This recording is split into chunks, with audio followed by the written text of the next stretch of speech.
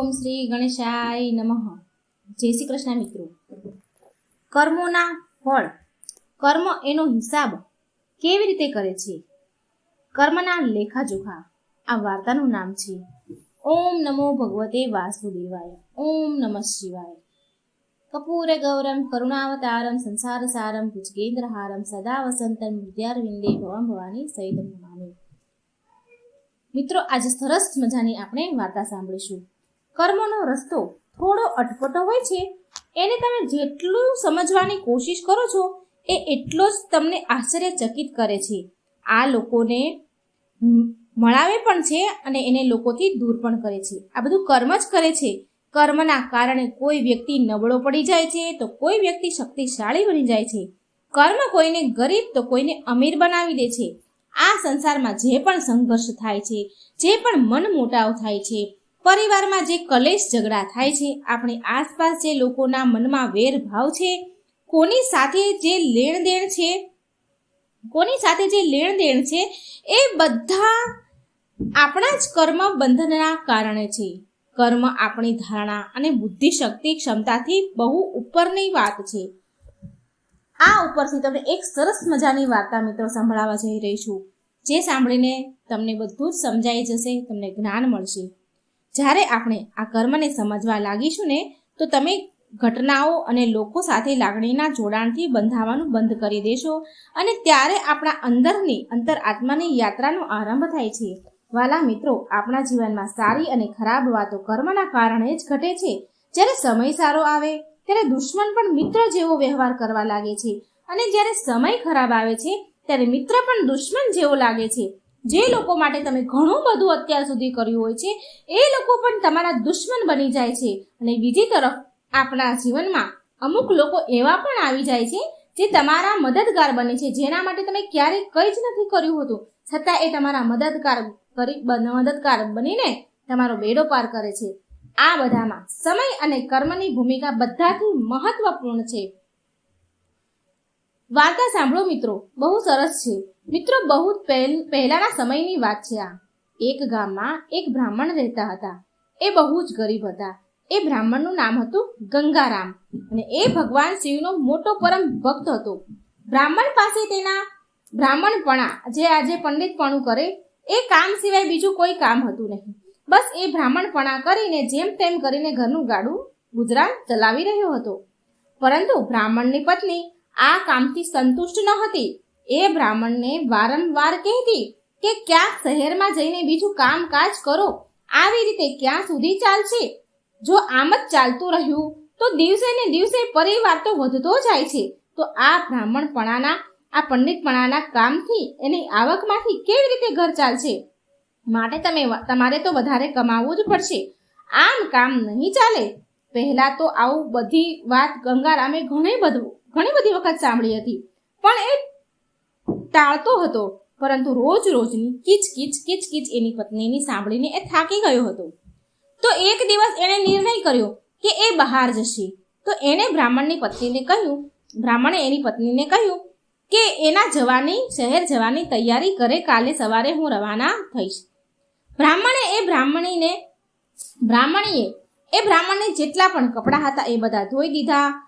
લાકડી, લોટો બધું તૈયાર કરીને આપી દીધું. ખાવા માટે 2 બાફેલા બટેકા અને થોડું મીઠું પોટલીમાં બાંધીને આપી દીધું.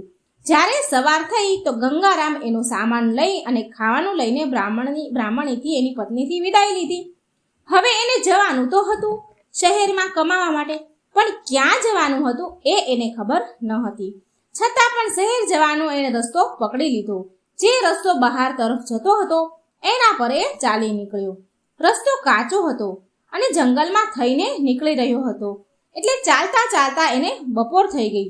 એણે વિચાર્યું કે ક્યાંક પાણી મળી જાય તો ક્યાંક સ્નાન કરી લઉં અને ત્યાં જ ભોજન કરી લઈશ. અને થોડી જ વારમાં એક ચોખ્ખા પાણીનું ભરેલું તળાવ મળી ગયું. ગંગારામે વિચાર્યું કે અહીં જ વિશ્રામ કરી લઉં અને તેને ત્યાં જ એક ઝાડ નીચે ડેરો નાખી દીધો. નાહી ધોઈને એ ઝાડ નીચે હજી આડો જ પડ્યો હતો કે વધારે થાકેલો હોવાને કારણે એને ગહેરી ઊંડી ઊંઘ આવી ગઈ. સંયોગથી ભગવાન ભોળાનાથ અને માતા પાર્વતી ત્યાંથી નીકળી રહ્યા હતા. તો તો પાર્વતી માએ જોયું એમની નજર એ સૂતેલા બ્રાહ્મણ ઉપર પડી. એ બ્રાહ્મણની દયનીય સ્થિતિ જોઈને મા પાર્વતીનું હૃદય પીગળી ગયું અને મા પાર્વતીએ ભગવાન શિવને કહ્યું કે હે ભોળાનાથ, તમે તો બહુ દયાળુ છો, કૃપાળુ છો, બધાના દુઃખ દૂર કરો છો અને બધાને સુખ પ્રદાન કરો છો, તો આ ગરીબ બ્રાહ્મણનો પણ ઉદ્ધાર કરી દો. અને ઉપરથી એ તમારું ભક્ત પણ છે, દરેક સમયે એ તમારું નામ પણ લે છે. ભગવાન શિવ કહે છે કે હે દેવી, તમે બહુ કોમળ હૃદયના છો, તમે બધાની મદદ કરવા માટે હંમેશા તૈયાર રહો છો. તો ભોળાનાથે કહ્યું કે જવા દો દેવી, આ બધું તો મનુષ્યના કર્મના ફળ હોય છે. જે વ્યક્તિ જેવા કર્મ કરે છે એને એવા જ ફળ મળે છે. પાર્વતીજી બોલ્યા, નહીં સ્વામી, આના ઉપર તો તમારે દયા કરવી જ પડશે અને હું તમારાથી બીજું કંઈ નહીં માંગુ. માતા પાર્વતીની જીદના કારણે ભગવાન ભોળાનાથે સૂતેલા એ બ્રાહ્મણ પાસે પહોંચ્યા અને ત્યાં બેસી ગયા. એમણે તેની ખાવાની પોટલી ખોલીને જોયું તો એમાં 2 બાફેલા બટેકા હતા. ભગવાન ભોળાનાથ 2 બાફેલા બટેકાની જગ્યાએ એણે 2 બાફેલા બટેકા લઈ લીધા અને એની જગ્યાએ 2 લાડવા મૂકી દીધા. અને ત્યાંથી પછી મા પાર્વતી અને શિવજી ત્યાંથી ચાલ્યા ગયા. માતા પાર્વતીએ કહ્યું કે હવે ભોળાનાથે મા પાર્વતીને કહ્યું કે દેવી, મેં એની વ્યવસ્થા કરી દીધી છે, હવે ચાલો અહીંથી. બ્રાહ્મણ સૂતા હતા એટલે આ ઘટનાથી પૂરી રીતે અજાણ હતા. તેને કોઈ જાતની ખબર ન હતી કે અહીં શું બન્યું, શું થયું. જ્યારે એ બ્રાહ્મણની આંખ ખુલી, એ ઉઠ્યો ત્યારે 3જો પહોર દિવસનો ચાલી રહ્યો હતો. હવે એને ભૂખ લાગી હતી એટલે એણે ખાવાની પોટલી ખોલી અને જ્યારે એને ખાવાની પોટલી ખોલી તો જોયું તો એમાં 2 તાજા લાડુ મૂક્યા હતા. એ લાડવાને જોઈને બ્રાહ્મણની ભૂખ વધારે વધી ગઈ. એ વિચારવા લાગ્યો કે હશે કોઈ શ્રીમતના ઘરેથી લાડુ આવ્યા હશે એટલે મારી પત્નીએ આને મૂક્યા છે આમાં. એણે જલ્દી લાડુ ઉઠાવીને તેના મોંમાં મૂકી દીધા, ખાવા લાગ્યો. અને બહુ આશ્ચર્યની વાત હતી કે પોટલીમાં 2 લાડુ ખાઈ લીધા છતાં પણ ન જાણે બીજા લાડુ ક્યાંથી આવી ગયા. હવે એ આમ કરતા 15-20 લાડવા ખાઈ ગયો, છતાં પણ હજી એ પોટલીમાં લાડુ હતા. એણે વધારે વિચારવાનું બંધ કરી દીધું અને પોટલી અને સામાન બધો સમેટી અને ઘર તરફ દોડવા લાગ્યો. રાતનો પહેલો પહોર પૂરો થવાનો જ હતો. એ થતા પહેલા જ એ તેના ઘરની ચોખટ ઉપર આવી ગયો. એને દરવાજો ખખડાયો એટલે બ્રાહ્મણીએ બારણું ખોલ્યું. બ્રાહ્મણીએ તેને જોતા જ, એ બ્રાહ્મણને એના પતિને જોતા જ, ગંગારામને જોતા જ ભલું બુરું, ખરું ખોટું કહેવાનું શરૂ કરી દીધું. સત્યાનાશ થાય તમારું, કેટલું સમજાવીને મેં તમને ઘરની બહાર શહેરમાં કમાવા માટે મોકલ્યા હતા, પણ એ પણ તમે કંઈ કર્યું નહીં અને એવા પાછા આવ્યા. ગંગારામ કહેવા લાગ્યા કે હે ભાગ્યવાન, તું જ બોલ્યા કરીશ કે મારું પણ કંઈક સાંભળીશ? આપણા દુઃખના દિવસ હવે દૂર થઈ ગયા છે. હું એવી વસ્તુ લઈને આવ્યો છું કે તું જોઈને તો ખુશ થઈ જઈશ.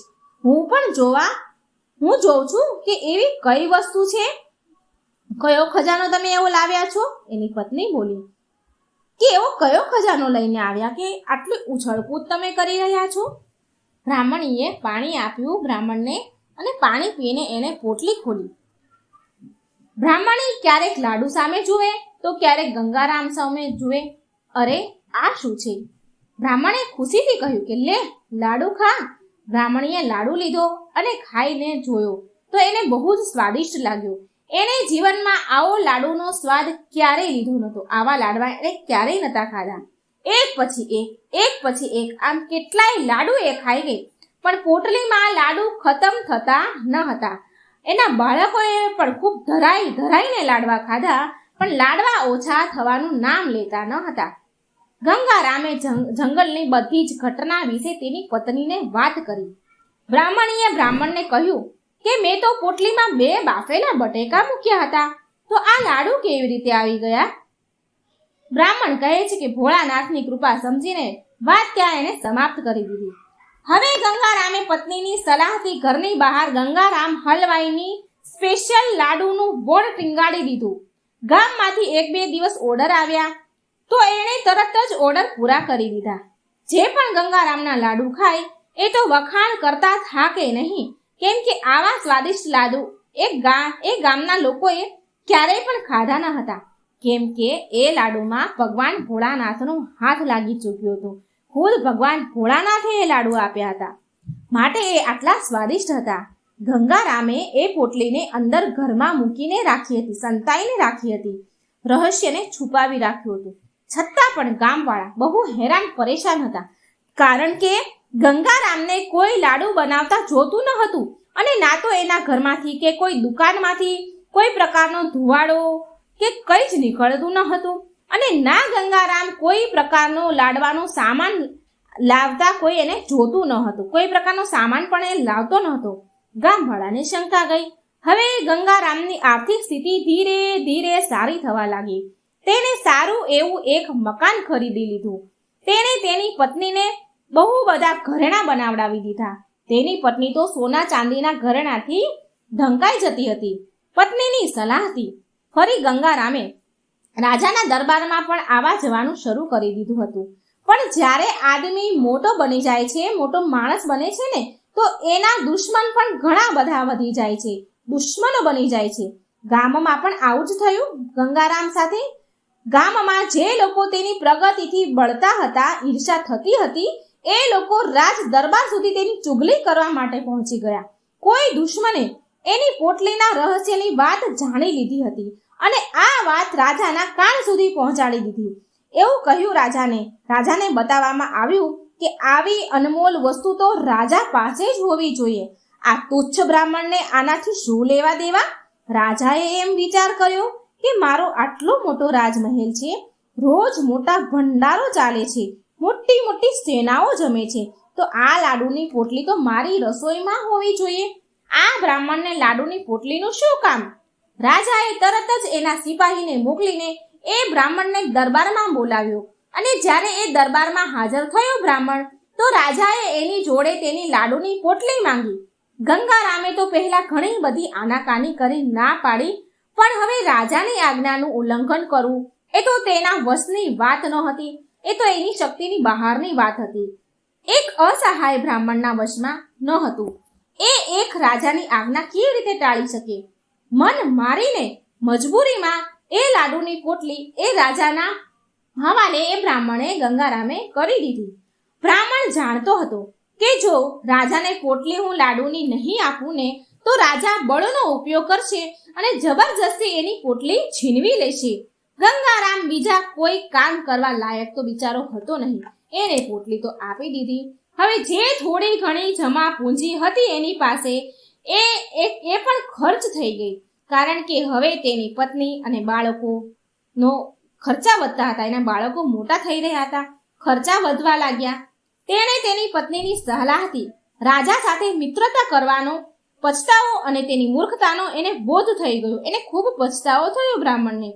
તેની પત્ની પણ બહુ દુઃખી રહેતી હતી. તેના દુશ્મનો હવે તેની હસી ઉડાવવા લાગ્યા, તેની વાતો કરવા લાગ્યા. તેની પત્નીએ ફરી બીજી વાર બ્રાહ્મણને એ જગ્યા પર જઈને ભોળાનાથનો આશીર્વાદ લેવાનું કહ્યું. કેટલી વાર એ બ્રાહ્મણને કહ્યું ત્યારે બ્રાહ્મણ માની ગયો. યથાવત તૈયારી એ બ્રાહ્મણની પત્નીએ એના જવાની કરી આપી. તેની પત્નીએ બધી તૈયારી કરી દીધી. એ બ્રાહ્મણ સવાર થતાં જ એની યાત્રા પર નીકળી ગયો. બપોર થતા થતા એ જ સરોવરના કિનારે એ બ્રાહ્મણ પહોંચી ગયો, જ્યાં આજથી લગભગ 3 વર્ષ પહેલા એને ભોળાનાથનું વરદાન પ્રાપ્ત થયું હતું. લાડુની પોટલી મળી હતી. એ ઝાડની છાયામાં સૂઈ ગયો અને થાકેલો હોવાના કારણે એને ઊંઘ પણ આવી ગઈ. આને સુખદ સંયોગ જ કહીશું આપણે, કે પહેલાની જેમ જ ભગવાન શિવ અને માતા પાર્વતી ત્યાંથી નીકળ્યા. માતા પાર્વતીની નજર જ્યારે એ બ્રાહ્મણ પર પડી તો એમને કંઈક યાદ આવ્યું. માતાએ પાર્વતીએ તરત જ ભગવાન શિવને કહ્યું કે હે ભોળાનાથ, તમને યાદ હશે ને કે આપણે આજથી 3 વર્ષ પહેલા અહીંથી નીકળ્યા હતા, અને આ એ જ બ્રાહ્મણ છે જેની તમે મદદ કરી હતી. પરંતુ આની હાલત તો એમની એમ જ છે. આના જીવનમાં કોઈ પરિવર્તન ન થયું. આવું કેમ થયું ભોળાનાથ? મહાદેવ તે બ્રાહ્મણનો હાલ જાણતા હતા. એમને ખબર હતી કે ગંગારામની પોટલી ક્યાં ચાલી ગઈ છે. ભગવાન ભોળાનાથ તો સર્વસ્વ જ્ઞાની છે, અંતર્યામી છે, એ બધું જ જાણે છે. માતા પાર્વતીએ કહ્યું કે પ્રભુ, આની કંઈક મદદ કરો ને. ભગવાન ભોળાનાથે હવે એની પોટલીમાં 2 લાડુની જગ્યાએ તે 2 ઈંટો મૂકી દીધી અને પોટલીને બંધ કરી દીધી. માતા પાર્વતીએ કંઈ પૂછ્યું તો નહીં, પણ ભોળાનાથના આ કામથી એ હેરાન જરૂર હતા. એ એક વાત જાણતા હતા માતાજી મા પાર્વતી કે ભોળાનાથના બધા જ કામમાં કંઈક ને કંઈક ભલાઈ જરૂર હોય છે, કંઈક સારું જ હશે. થોડી વાર પછી ગંગારામની આંખ ખુલી તો એણે જલ્દી સરોવરમાં સ્નાન કર્યું અને ભોળાનાથનું નામ લેતા એણે એની પોટલી ખોલી. તો પોટલી ખોલી તો એક ઈંટ ઝડપથી ઉડી અને ગંગારામના માથા ઉપર જોરથી વાગી. એની આંખોની આગળ અંધારું છવાઈ ગયું અને તો ઘડીકમાં બેભાન થઈને પડી ગયું. લગભગ અડધો કલાક પછી તેને ભાન આવ્યું તો તેને આશ્ચર્યચકિત થયું કે અરે આ શું હતું. એનું માથું સોજી ગયું અને આંખો લીલી પીળી થઈ ગઈ. એને મનમાં ને મનમાં ભોળાનાથની આ કૃપા પર હસવું પણ આવી રહ્યું હતું અને ગુસ્સો પણ આવી રહ્યો હતો. એ વિચારવા અને સમજવાની અવસ્થામાં હતો નહીં. એને જોયું કે પોટલીમાં હજી પણ 2 ઈંટો છે. એક ઈંટ જે એને વાગી હતી અને એ બહાર પડી હતી અને બીજી 2 ઈંટો પોટલીમાં હતી. તેને એમાં ભોળાનાથની કૃપા દેખાતી હતી. તો તેણે ઈંટોને ભેગી કરી અને બધો જ સામાન ભેગો કરી તેના ઘર તરફ ચાલ્યો ગયો. અડધી રાતે ગંગારામ એના ઘરે પહોંચી ગયો. ગંગારામની પત્ની આ વખતે તો એની વાટ જોઈને બેઠી હતી. એ બ્રાહ્મણીની આવી હાલત જોઈ, એના પતિની આવી હાલત જોઈ બ્રાહ્મણીને તો આંચકો લાગ્યો. એ બહુ દુઃખી થઈ ગઈ. બ્રાહ્મણીને શંકા હતી કે એ ખાલી હાથે આવ્યા હશે. ગંગારામે પણ પોટલી વિશે કંઈ કહ્યું નહીં. હાથ મોઢું ધોઈને ભોજન કર્યું અને સૂઈ ગયા. આ બાજુ બ્રાહ્મણીને પોટલીને જોયા વિના ચેન પડતું ન હતું, એટલે એ ચૂપચાપ ઊભી થઈ અને ધીરે ધીરે એ પોટલી ખોલી. એ પોટલીના ખુલતા જ એક ઈંટ એના માથા ઉપર ઉડીને પડી અને વાગી અને ઈંટ વાગતા જ બ્રાહ્મણની પત્નીની તો ચીસ પડી ગઈ. તેણે પોટલીને ફટાફટ બંધ કરી અને હાય રામ કહીને પાછી બેભાન થઈ ગઈ. થોડી વાર હોશ આવ્યું પછી એ ચિંતામાં પાછી સૂઈ ગઈ. સવાર પડી તો બ્રાહ્મણ અને બ્રાહ્મણી એકબીજાને સામે જોવા લાગ્યા. એટલે એને પૂરી કહાની સમજાઈ ગઈ. પછીના એકબીજાએ તો કોઈને કંઈ પૂછ્યું કે ન કોઈએ કંઈ બતાવ્યું. થોડા સ્વસ્થ ગંગારામ બ્રાહ્મણ થયા. સ્વસ્થ થયા પછી તેના મગજના એની બુદ્ધિના એણે ઘોડા દોડાવ્યા. ભોળાનાથની આ કૃપાનો શું ઉદ્દેશ હશે એ વિચાર કરવા લાગ્યા કે ભોળાનાથે 2 લાડુ રાખ્યા અને 2 લાડુ આપવાની જગ્યાએ 2 ઈંટો કેમ મૂકી છે. એ ઈંટોનું પોટલું ગામની બહાર સુમસામ જગ્યા પર લઈને ગયો. એને વિચાર આવ્યો કે ભગવાને આવું કેમ કર્યું છે, શું ઉદ્દેશ છે આનો.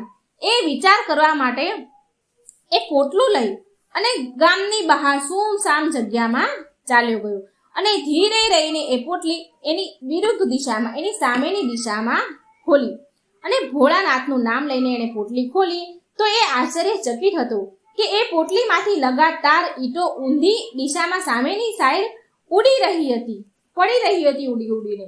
તેણે ધીરે રહીને પોટલી બંધ કરી દીધી. પોટલીમાં હજી પણ 2 ઈંટો હતી.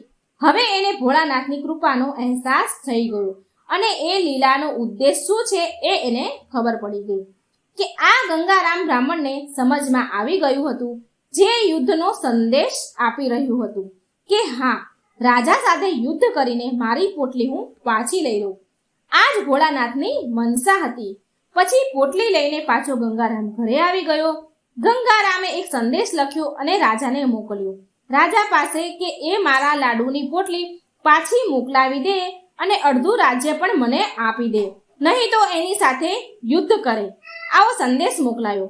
રાજાને બ્રાહ્મણનો સંદેશ બહુ અટપટો અને બકવાસ લાગ્યો. તેણે 100 સૈનિકો પકડવા માટે બ્રાહ્મણને આદેશ આપ્યો. સિપાહી બહુ જોશમાં એ બ્રાહ્મણ ગંગારામની ઘરે આવ્યા અને ગંગારામને બહાર નીકળવા માટે લલકારવા લાગ્યા. ગંગારામ તો પહેલેથી તૈયાર બેઠો હતો. એણે તેની પોટલીને ઘરની ઉપરથી બરાબર સેટ મૂકી દીધી હતી. તેણે પહેલા તો સિપાહીઓને પાછા જવા માટે સલાહ આપી, પણ એ માન્યા નહીં. પછી એ યુદ્ધ કરવા તૈયાર થઈ ગયો. પછી એ બ્રાહ્મણે એ પોટલીનું મોઢું સિપાહીઓ તરફ ખોલી મૂકી દીધું. હવે શું?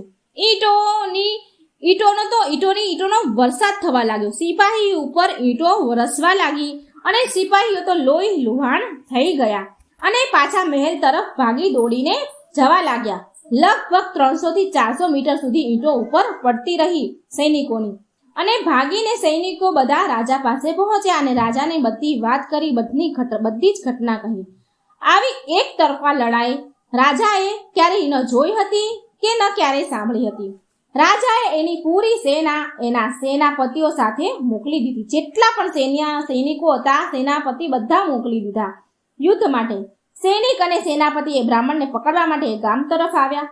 હવે એ બ્રાહ્મણે ગામની બહાર એનો મોરચો તૈયાર રાખ્યો હતો. એક ઊંચો ટેકરો હતો જે ગામની બહાર હતો. ત્યાં તેણે ડેરો નાખ્યો. ત્યાં પોટલી લઈને ચડી ગયો. જેવા સૈનિકો આવ્યા તો પોટલીનું મોઢું એ સૈનિકો તરફ ખોલી દીધું, અને સૈનિકો પાસે આવી રીતના અસ્ત્રની લડવાનો કોઈ હથિયાર કે કોઈ સાધન હતા નહીં. ઈંટો લગાતાર વરસવા લાગી, સૈનિકો ઉપર વરસતી હતી. ભાલા, શસ્ત્ર બધા જ ઈંટો સામે ફેલ થઈ ગયા હતા. ભયંકર ચીસો પોકાર પાડી રહ્યા હતા. સૈનિકો ત્રાહિમામ કરતા પાછા ભાગી રહ્યા હતા. હવે આ ખબર રાજા પાસે પહોંચી ગઈ. આ વિચિત્ર ખબર જ્યારે રાજાએ સાંભળી તો તેણે તરત જ મંત્રીઓને સાથે સભા બોલાવી અને વિચાર કર્યા. હવે આ બ્રાહ્મણ સાથે કેવી રીતે જીતવું, શું કરવું, આ ચર્ચા બધી કરી. તેના ઘણા વરિષ્ઠ મંત્રી હતા. એને સમાધાન કરવા માટેનું કહ્યું, કારણ કે બધા જ જાણતા હતા કે રાજાએ લાડુની પોટલી ગંગારામ પાસેથી બળપૂર્વક છીનવી લીધી છે, અને બ્રાહ્મણ સાથે કોઈ દેવી શક્તિ છે તેનો સાથ આપી રહી છે. માટે મજબૂર થઈને રાજાએ સમાધાનના સમાચાર બ્રાહ્મણને મોકલ્યા. બ્રાહ્મણે તેની બંને શરતને ફરી પાછી લખીને મોકલી કે જો મારી આ બંને શરત રાજાને મંજૂર છે તો જ એ સમાધાન કરવા તૈયાર થશે.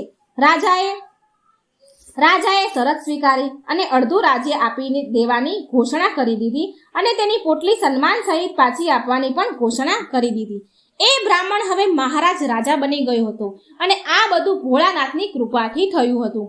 બ્રાહ્મણે પ્રજાના હિતમાં કાર્ય કરવાનું શરૂ કરી દીધું હતું, અને સુખ શાંતિથી એના રાજ્યનું સંચાલન કરવા લાગ્યો. તેનો ઉદ્દેશ સાચો હતો. ગંગારામ બ્રાહ્મણનો ઉદ્દેશ સાચો હતો, માટે ભગવાને તેની મદદ કરી. અને રાજાનો ઉદ્દેશ ખોટો હતો. એ રાજા પાસે તો બહુ બધું ધન સંપત્તિ હતી, પણ જ્યારે તેણે બ્રાહ્મણની પાસેથી પોટલી આંચકી લેવાની, છીનવી લેવાની એને મન થયું, ત્યારે ભગવાન એનાથી નારાજ થઈ ગયા, અને તેને એના ખરાબ કર્મની તેને સજા મળી. બ્રાહ્મણની નિયત સારી હતી, તેના કર્મ સારા હતા, માટે ભગવાને બ્રાહ્મણનો સાથ આપ્યો. મિત્રો, કર્મ આપણો હિસાબ કેવી રીતે લે છે કોઈને નથી ખબર પડતી, પણ કર્મ તો હિસાબ જરૂર કરે છે. કર્મોનો હિસાબ જરૂર થઈને જ રહે છે. એક ગામમાં એક ખેડૂત રહેતો હતો. તેના પરિવારમાં તેની પત્ની અને એક છોકરો હતો. થોડા વર્ષ બાદ તેની પત્નીનું મૃત્યુ થઈ ગયું. તે સમયે તેના છોકરાની ઉંમર 10 વર્ષની હતી. ખેડૂતે બીજા લગ્ન કર્યા, અને બીજી પત્નીથી પણ ખેડૂતને એક બીજો પુત્ર થયો. ખેડૂતની બીજી પત્ની પણ થોડા સમય બાદ મૃત્યુ પામી. ખેડૂતનો મોટો દીકરો જે પહેલી પત્નીથી થયો હતો, જ્યારે એ લગ્ન લાયક થયો તો ખેડૂતે મોટા દીકરાના લગ્ન કરાવી દીધા, અને પછી ખેડૂતનું પણ થોડા સમયમાં મૃત્યુ થઈ ગયું. ખેડૂતનો નાનો દીકરો જે બીજી પત્નીથી થયો હતો, અને મોટો દીકરો પહેલી પત્નીથી થયો હતો, એ બંને સાથે જ રહેતા હતા. થોડા સમય બાદ નાના છોકરાની તબિયત ખરાબ રહેવા લાગી. મોટા ભાઈએ આસપાસના વૈદ્યથી તેનો ઈલાજ કરાવ્યો, પણ કોઈ રાહત ન મળી. નાના ભાઈની રોજ તબિયત બગડતી રહેતી હતી. કોઈ સુધાર થતો નહોતો, અને દવામાં એનો બહુ બધો પૈસો ખર્ચાતો હતો. એક દિવસ મોટા ભાઈએ એની પત્ની સાથે સલાહ કરી, વાત કરી કે જો આ નાનો ભાઈ મરી જાય ને તો આપણે તેના ઈલાજ માટે પૈસા ખર્ચવા નહીં પડે, અને એની અડધી મિલકત જે છે એમાં ભાગ પણ નહીં પડે. આપણી બધી મિલકત આપણી એકની રહેશે. ત્યારે એની પત્ની બોલી કે આપણે કોઈ વૈદ્યને હકીમને વાત કરીએ અને આને ઝેર આપી દઈએ. કોઈને ખબર પણ નહીં પડે, અને કોઈ સગાવાલા શક પણ નહીં કરે, કારણ કે લોકો એવું વિચારશે કે આ તો બીમાર જ રહેતો હતો, એને બીમારીમાં એનું મૃત્યુ થઈ ગયું. મોટા ભાઈએ આવું જ કર્યું. એક વૈદ્યને શોધ્યો, એને વાત કરી અને પૈસાની લાલચ આપી કે જેટલા પૈસા માંગશો એટલા પૈસા હું તમને આપીશ, તમે મારા ભાઈને દવામાં ઝેર ભેળવીને આપી દેજો. વૈદ્યે પણ લાલચમાં હા પાડી દીધી, એની વાત માની લીધી, અને નાના ભાઈને ઝેર આપી દીધું. છોકરાનું મૃત્યુ થઈ ગયું. તેનો મોટો ભાઈ અને એની ભાભી બહુ ખુશ થયા, બહુ ખુશીઓ મનાવી નાના ભાઈના મૃત્યુ ઉપર કે રસ્તાનો કાંટો નીકળી ગયો. હવે બધી જ સંપત્તિ, જમીન, મિલકત મારી એકલાની થઈ ગઈ. તેનો અંતિમ સંસ્કાર કરવા એ પહોંચી ગયા. બધું પતી ગયું. થોડા સમય બાદ એના ઘરમાં એક દીકરાનો જન્મ થયો. મોટા ભાઈને એક દીકરો થયો. પતિ પત્નીએ ખુશીઓ મનાવી. બહુ લાડ પ્રેમથી એ છોકરાનો ઉછેર કર્યો. છોકરો મોટો કર્યો. થોડા વર્ષમાં એ છોકરો જુવાન થઈ ગયો. તેને તેના લગ્ન કરાવી દીધા. લગ્નના થોડા સમય બાદ એ છોકરો અચાનક બીમાર પડ્યો. મા બાપે બહુ વૈદ હકીમ તેનો ઈલાજ એનાથી કરાવ્યો. મોટા મોટા દવાખાને લઈ ગયા. જેટલા પૈસા માંગે એટલા પૈસા આપ્યા, જેથી એ છોકરો સાજો થઈ જાય. તેમના છોકરાના ઈલાજમાં મોટા ભાઈએ તેની અડધી સંપત્તિ વેચી નાખી. પણ છોકરો બીમારીના કારણે મરણ પથારી પર આવી ગયો હતો. એનું શરીર એટલું બધું નબળું પડી ગયું કે હવે માત્ર શરીરમાં હાડકાં જ હતા, હાડપિંજર હતો. એક દિવસ છોકરાના પિતા એની પાસે બેઠા અને તેની દયનીય હાલત જોઈને દુઃખી થઈ રહ્યા હતા અને તેની સામે જ જોયા કરે. ત્યારે એ છોકરો એના પિતાને કહે છે કે ભાઈ, હવે બધો હિસાબ તો થઈ જ ચૂક્યો છે, માત્ર કફન અને લાકડાનો હિસાબ બાકી છે. હવે એની પણ તૈયારી કરી લો. આ સાંભળીને એના પિતાએ વિચાર્યું કે છોકરાનું મગજ બીમારીમાં ખરાબ થઈ ગયું છે, એટલે બીમારીના કારણે આવું બોલી રહ્યો છે. એણે કહ્યું કે બેટા, હું તારો પિતા છું, ભાઈ નથી. ત્યારે છોકરો બોલ્યો કે હું તમારો એ જ ભાઈ છું જેને તમે ઝેર આપીને માર્યો હતો, જે સંપત્તિ માટે તમે મને માર્યો હતો. હવે અડધી સંપત્તિ તો મારા ઈલાજમાં વેચાઈ ચૂકી છે અને હવે તમારા ભાગની અડધી સંપત્તિ વધી છે. મારો હિસાબ તો ભાઈ થઈ ગયો. ત્યારે એના પિતા જોર જોરથી રડવા લાગ્યા કે મારા તો કુળનો જ નાશ થઈ ગયો, કે જે મેં કર્યું હતું એ મારી આગળ આવ્યું. પણ તારી પત્નીનો શું દોષ છે? એ બિચારી તો આખું જીવન તારી વિધવાના રૂપમાં વિતાવવું પડશે ને એની સાથે કોણ લગ્ન કરશે? કોઈ લગ્ન નહીં કરે. મિત્રો, એ સમયે વિધવા સ્ત્રી સાથે કોઈ લગ્ન કરતા ન હતા. એને અછૂત માનવામાં આવતી હતી. તો આ સાંભળીને એ છોકરો બોલ્યો કે ભાઈ, એ વૈદ ક્યાં છે જેને મને ઝેર આપ્યું હતું? તો એના પિતા બોલ્યા કે એ તો તારા મૃત્યુ પછી 3 વર્ષ પછી મરી ગયા હતા. ત્યારે એ છોકરો બોલ્યો કે આ મારી પત્ની જ એ દુષ્ટ વૈદ છે, જે પત્નીના રૂપમાં આવ્યો છે. મારી મૃત્યુ પછી એને એના કર્મોનું ફળ ભોગવવું પડશે. મિત્રો, આપણા જીવનમાં જે ઉતાર ચઢાવ આવે છે, આની પાછળ આપણા જ કર્મ હોય છે. આપણે જેવું ઉગાડશું ને એવું જ લણીશું. કર્મો કરો તો ફળ જરૂર મળે છે. આજે નહીં તો કાલે પણ જરૂર મળે છે. અને જેટલો ઊંડો કૂવો હોય છે ને એટલું જ મીઠું પાણી હોય છે. મિત્રો, જીવનના બધા જ કઠિન પ્રશ્નના જવાબ હલ તમારા જીવનમાંથી જ નીકળે છે. માટે વિચારવું અને સદા સારા કર્મ કરો. સારી રીતે વિચારીને કર્મ કરો અને કોઈ એવું કર્મ ન કરો જે તમારા માટે કષ્ટદાયક હોય. જય શ્રી કૃષ્ણ. રાધે રાધે. Thank you.